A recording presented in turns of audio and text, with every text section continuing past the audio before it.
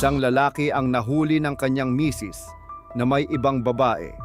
Pero hindi ito basta nahuli dahil sa hinala o aksidente lamang. Sa kwentong ito, malalaman natin kung paano unti-unting nabuo ang isang plano ng isang asawa na matagal nang naghihinala at kung paano niya piniling hindi agad kumprontahin ang katotohanan. Sa halip, naghintay siya, nagmasid at gumawa ng paraan para mahuli ang kanyang asawa sa paraang hindi na nito kayang itanggi. Pero ang tanong, paano mo mahuhuli ang isang taong sanay na sanay ng magsinungaling at magtago? Matagal nang may kutob si Ana na may tinatago ang asawa niyang si Joel, isang tubero na kilala sa galing at sipag sa trabaho, pero kilala rin sa ibang bagay na hindi alam ng karamihan. Sa labas, mabait, maaasahan at masipag na lalaki, pero sa loob ng bahay, unti-unti nang nagbabago ang ugali niya. Mas madalas wala, mas madalas tahimik, at mas madalas may dahilan na hindi nakapani-paniwala. Hindi ito biglang nangyari. Dahan-dahan. Minsan overtime daw. Minsan may emergency na aayusin sa gabi. Minsan may tawag na hindi pwedeng tanggihan. Bilang asawa, sinubukan ni Ana na intindihin. Pero habang tumatagal, napapansin niya na hindi na normal ang lahat. Parehong dahilan, parehong oras, at parehong pattern. Parang may sinusundan. May mga pagkakataon na uuwi si Joel bandang alas 11 ng gabi. Pagod na pagod kunwari. Pero may kakaibang amoy na hindi galing sa trabaho. May mga araw din na bigla na lang tong aalis kahit day off. May tatawag daw na kliyente. At sa bawat tanong ni Ana, iisa lang ang sagot. Trabaho lang. Pero hindi siya tanga. Alam niyang may mali.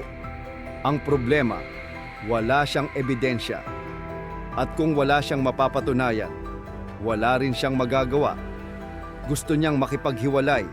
Gusto niyang makawala. Pero alam niya na hindi sapat ang kutob. Kailangan niya ng malinaw na pruweba. Isang bagay na hindi kayang itanggi ni Joel kahit anong paliwanag pa ang gawin nito. Kaya, imbes na kumprontahin agad ang asawa niya, pinili ni Ana ang mas tahimik na paraan, maghintay at magplano. Sa loob ng ilang linggo, pinag-aralan niya ang galaw ni Joel. Anong oras ito umaalis? Anong klaseng trabaho ang tinatanggap? At kung saan madalas pumunta? Hindi siya nagmadali. Alam niyang kung magkamali siya, mawawala ang pagkakataon niya. At sa isang simpleng detalye, doon niya nakuha ang ideya. Napansin niya na hindi tumatanggi si Joel sa trabaho, lalo na kung babae ang kliyente. Mas mabilis siyang pumunta, mas attentive, at minsan, mas matagal bumalik. Doon niya napagtanto. Hindi niya kailangang habulin si Joel. Kailangan lang niya itong hulihin. Sa tamang paraan, sa tamang oras, at sa isang sitwasyon na hindi nito kayang takasan. Sa tulong ng isang kaibigan, nakahanap si Ana ng babaeng pwedeng tumulong sa kanya. Hindi basta babae, kundi isang taong kayang gampanan ang papel na kailangan niya. Isang babae na kayang umarte, kayang mangakit, at higit sa lahat, kayang makuha ang tiwala ng isang lalaking sanay na sa ganitong laro. Hindi ito basta desisyon. Pinag-isipan niya ito ng mabuti. Dahil alam niya, kapag sinimulan niya ito, wala nang atrasan. Isang gabi, gumawa sila ng plano. Magpapanggap ang babae bilang isang bagong kliyente. May problema sa tubo sa bahay, urgent daw, at kailangan agad ng tulong. Gabi ang schedule, tahimik ang lugar. Walang ibang tao, isang perpektong setup. Nang tumawag ang babae kay Joel, hindi ito nagdalawang isip. Kahit gabi na, pumayag agad ito. Tulad ng inaasahan ni Ana, hindi niya tinanggihan ang pagkakataon. At doon nagsimula ang huling bahagi ng plano. Habang papunta si Joel sa address na ibinigay sa kanya, wala siyang ideya na hindi ito ordinaryong trabaho. Para sa kanya, isa na naman itong pagkakataon. Isang gabi na pwede niyang gamitin para sa sariling gusto. Pero hindi niya alam na may naghihintay sa kanya, hindi lang isang babae, kundi ang katotohanan na matagal na niyang tinatakasan. Sa loob ng bahay na pinuntahan niya, maayos ang lahat, tahimik, walang kakaibang senyales. Pero sa likod ng bawat sulok, may mga matang nakamasid. May mga taong handang patunayan ang lahat. At habang unti-unting lumalapit si Joel sa babae, unti-unti rin siyang papalapit sa pagkakahuli niya. At sa gabing iyon, hindi na siya makakatakas. Hindi nagmadali si Ana sa plano niya. Alam niyang isang pagkakamali lang ay pwedeng masira ang lahat. Kaya sinigurado niyang bawat detalye ay maayos bago niya ito simulan. Hindi ito simpleng huli lang. Kailangan malinaw, walang lusot, at may sapat na ebidensya na hindi kayang itanggi ng asawa niya kahit anong paliwanag pa ang gawin nito. Sa tulong ng kaibigan niya, nakilala niya si Mika, isang babae na marunong makisabay sa sitwasyon at kayang gampanan ang papel na kailangan. Hindi ito basta maganda lang. May confidence siya, may dating, at higit sa lahat, alam niya kung paano kausapin ang mga lalaking madaling mahulog sa ganitong klasing atensyon. Ipinaliwanag ni Ana ang plano at pumayag si Mika na tumulong. Ilang araw nilang pinlano ang bawat galaw, mula sa oras ng tawag, sa tono ng boses, hanggang sa eksaktong address na ibibigay kay Joel. Pinili nila ang isang bahay na pwedeng gamitin, tahimik, walang kapitbahay na makikialam, at may sapat na espasyo para sa mga kamera na ilalagay nila sa loob. Lahat ay inihanda para sa isang malinaw na layunin. Bandang 8:00 ng gabi isang gabi, ginawa ni Mika ang unang hakbang. Tinawagan niya si Joel gamit ang isang bagong number. Nagpakilalang kliyente na may problema sa tubo sa bahay.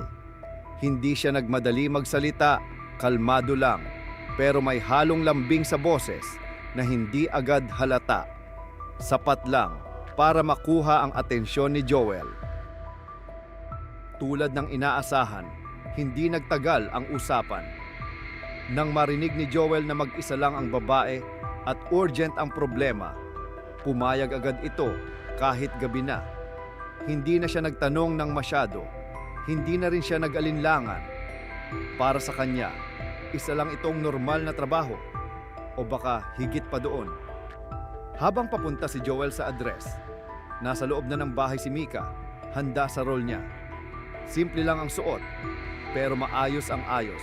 Hindi sobrang halata, pero sapat para mapansin. Alam niya na hindi kailangan maging obvious. Ang kailangan lang ay sapat na signal para hikayatin si Joel na lumapit. Sa kabilang kwarto, tahimik na nakapwesto si Ana kasama ang kaibigan niya.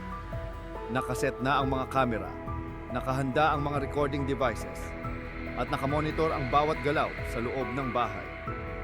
Hindi siya nanginginig, hindi siya umiiyak. Para siyang ibang tao, kalmado pero desidido. Bandang 9:00 ng gabi, dumating si Joel. Pagpasok niya sa bahay, wala siyang napansing kakaiba. Normal ang setup, tahimik ang paligid, at si Mika ay kumilos ng parang totoong kliyente. Nagpakita ng problema sa tubo, nagtanong ng simpleng bagay, at hinayaan si Joel na magtrabaho sa una. Pero habang tumatagal, nagbabago ang tono. Unti-unting lumalapit si Mika.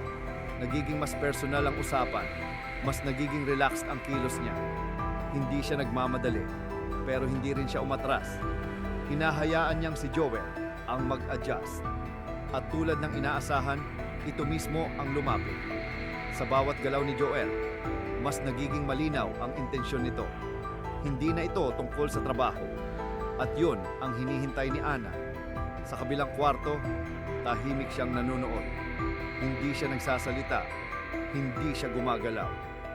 Pero sa bawat segundo na lumilipas, mas lalo niyang nakikita ang katotohanang matagal na niyang pinagdududahan.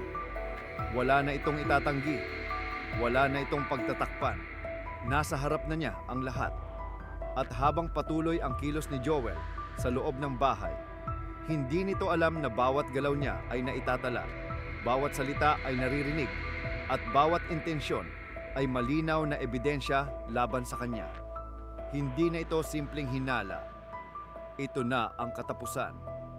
At sa gabing iyon, handa na si Ana na tapusin ang lahat.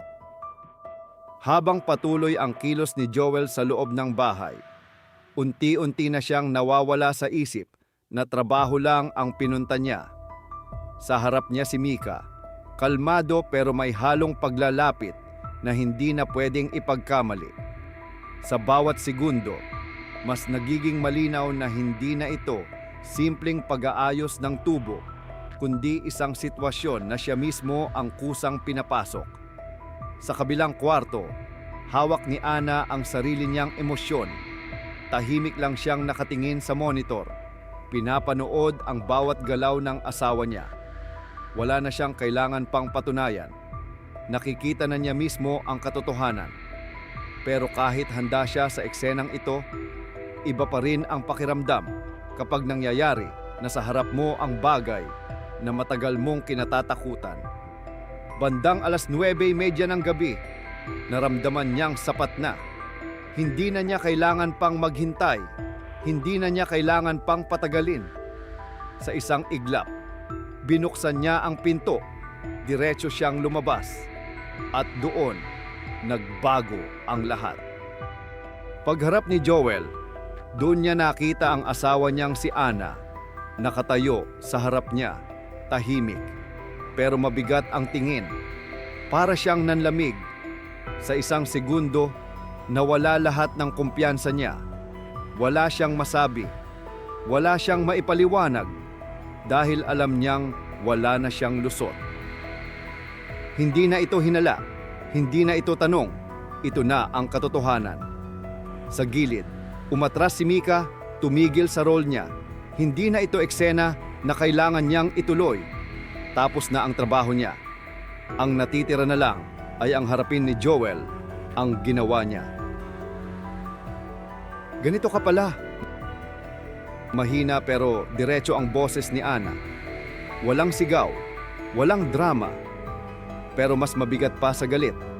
Sinubukan ni Joel magsalita, pero wala siyang mahanap na salita. Sa bawat tingin ni Ana, parang mas lalo siyang nawawalan ng lakas. Alam niyang kahit anong sabihin niya, hindi na mababago ang nakita na. At doon niya napansin ang mga kamera. Hindi lang isa, hindi lang dalawa, kundi halos lahat ng anggulo. Doon siya tuluyang natauhan. Hindi ito aksidente, hindi ito simpleng huli. Ito ay planado. At siya ang nahulog. Sa gabing iyon, hindi na siya makakatakas sa sarili niyang ginawa. Lahat ng palusot, lahat ng kasinungalingan, lahat ng pagtatago, natapos na sa isang eksenang hindi niya inaasahan. Habang nakatingin si Ana sa kanya, walang emosyon pero malinaw ang desisyon. Doon niya na-realize na hindi lang relasyon ang mawawala sa kanya, kundi ang buong buhay na binuo niya. At sa huli, siya mismo ang nagdala sa sarili niya sa puntong iyon.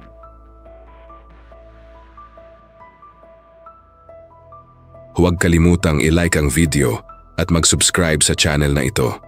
Marami pa tayong kasong tatalakayin, mga kwentong totoo, madilim at hindi dapat makalimutan. Salamat sa panonood at magkita tayo sa susunod na file.